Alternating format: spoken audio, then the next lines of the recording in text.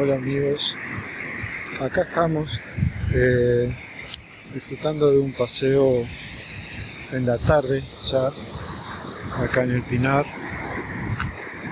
con el agua, nos llega por aquí. Estamos dentro de poco por entrar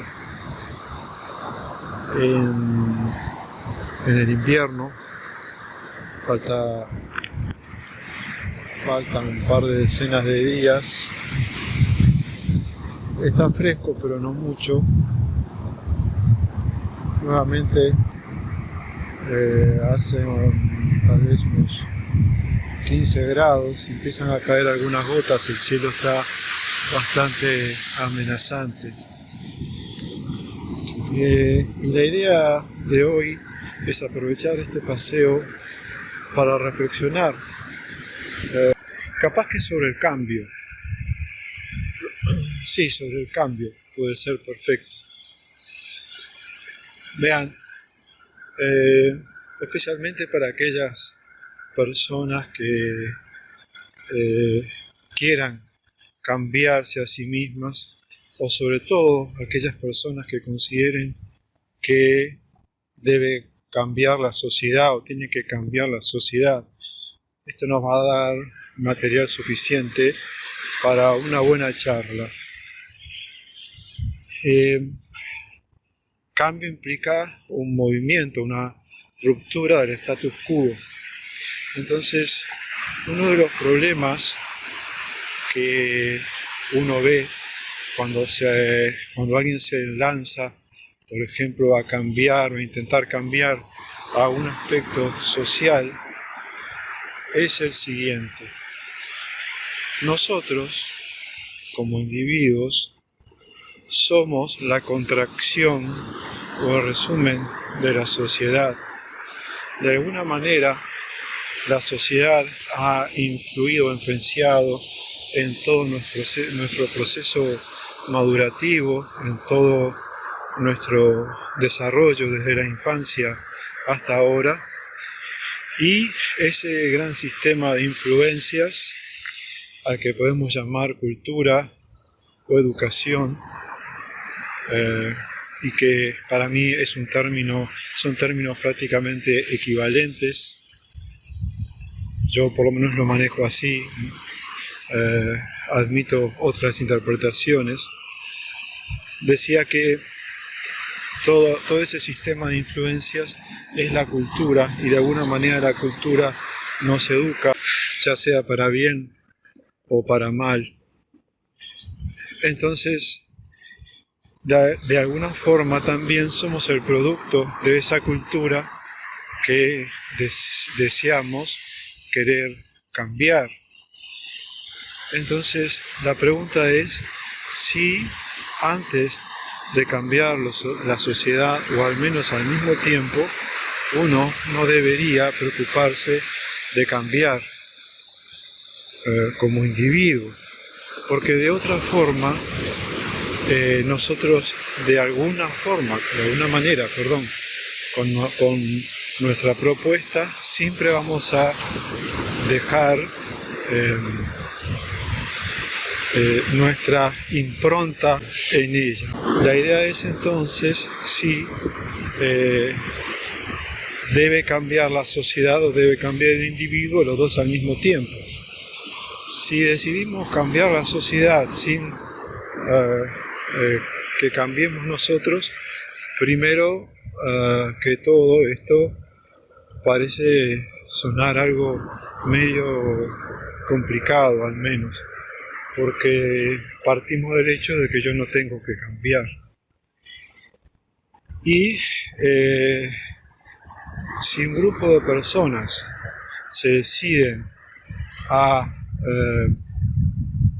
cambiar un aspecto de lo social, y esas personas están un poco confusas en sus valores, por ejemplo, son absolutamente codiciosas, egocéntricas o lo que fuera, ¿qué clase de cambio social van a implementar en el que no se vea reflejado lo que somos?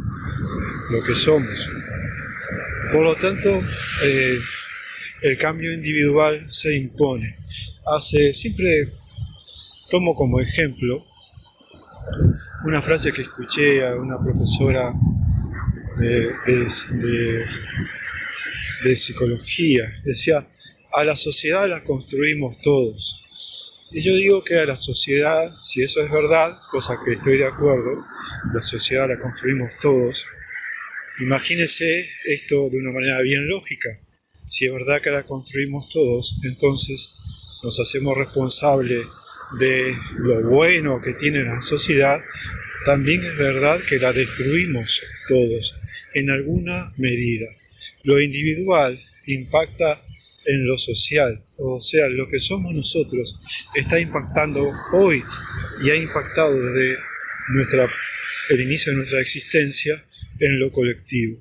Eso es un ejercicio de lógica que pueden hacer muy fácilmente. De alguna manera nosotros somos la humanidad y de otra manera también la humanidad es lo que somos nosotros. Cuando decimos somos la humanidad, es muy claro que nosotros no podemos hacernos responsables directamente, por ejemplo, de la guerra, o no apretamos un gatillo, no estamos en una batalla.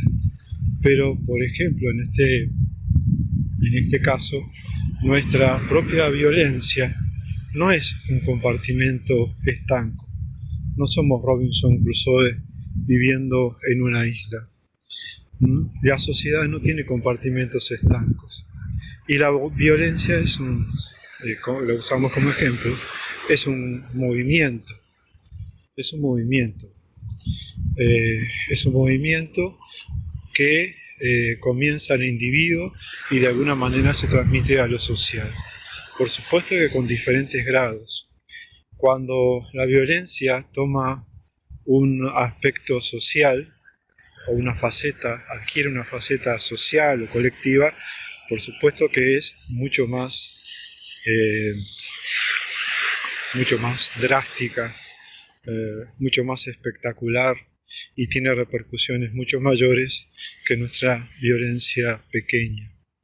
Los políticos que deciden ir a la guerra han estado formados por el sistema de influencias al que llamamos educación y cultura, al igual que nosotros. Ellos tienen el valor o el antivalor violencia tal cual lo tenemos nosotros, y al tener que decidir o tomar responsabilidades colectivas, lo hacen desde ese valor o antivalor, como ustedes quieran llamarlo. Así que creo que lo importante es valorar si nosotros tenemos que cambiar, y eso no inhabilita que intentemos un cambio colectivo, pero ese cambio colectivo al menos debe estar, a mi juicio, avalado por un cambio individual. Y el hecho es que nadie cree tener que cambiar. Si le preguntan a alguna persona, lo más seguro que le diga, yo no tengo que cambiar nada. O capaz que no lo admita así porque parece muy pedante. Entonces, bueno, sí, tengo que cambiar alguna cosa, pero... y si le preguntan a otra persona si se conoce a sí mismo, va a decir que sí. Pero en realidad, los seres humanos no nos conocemos a nosotros mismos más que superficialmente. Creemos que, por ejemplo, adoptar una postura es haber cambiado. Voy, me paro de cabeza haciendo yoga, estamos subiendo una duna, me paro de cabeza haciendo yoga, cierro los deditos, me pongo en una postura meditativa y estoy en paz, y entonces me siento reconfortado. O voy a la iglesia y comulgo, o escucho la palabra de un sacerdote, un pastor, y me siento con mucha energía cuando salgo. Resulta que a los 2 minutos se me va todo eso y regreso a casa y tengo los mismos problemas, reacciono de la misma manera y sigo siendo exactamente igual que antes de estos eventos. Entonces, La pregunta es, ¿podemos cambiar en realidad los seres humanos? ¿Podemos cambiar? ¿Y cuándo? Porque la pregunta cambiar implica cuándo. Vean, vamos a volver a poner el ejemplo de la violencia mientras tomo un poquito de aire. Se supone que yo soy violento y por alguna experiencia en la vida he decidido no ser violento porque la violencia me ha traído algunas complicaciones, o tal vez porque comprendí que la violencia no sirve de nada. Entonces digo, ¿cuándo voy a dejar de ser violento? Eso es la primera pregunta relacionada con el cambio. La segunda pregunta es, ¿cómo voy a dejar de ser violento? Entonces, son dos preguntas que acá estamos en el Arroyo Pan.